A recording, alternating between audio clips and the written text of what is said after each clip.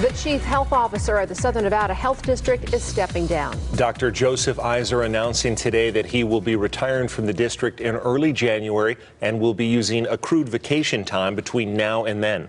George Knapp of the I-Team has reported many problems within the health district during Iser's tenure, including a story that aired just last week. George?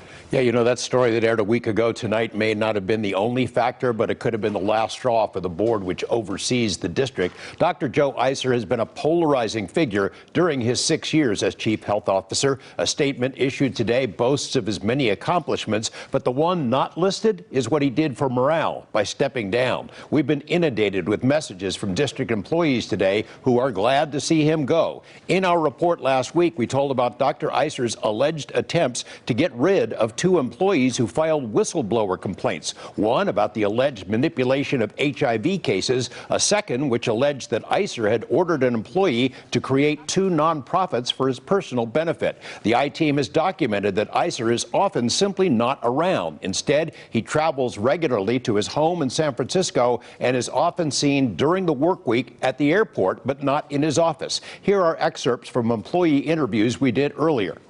I've seen him about 6 times in the whole year that we've been in this building. You don't see him a lot then? No, I never see him. We had heard that there's some kind of an illusion that happens with his secretary and the door. Do you know what I mean? Opening and closing the door?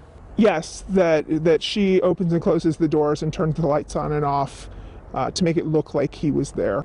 People have given up. There's large amounts of people quitting, or, you know, just nobody wants to work there anymore.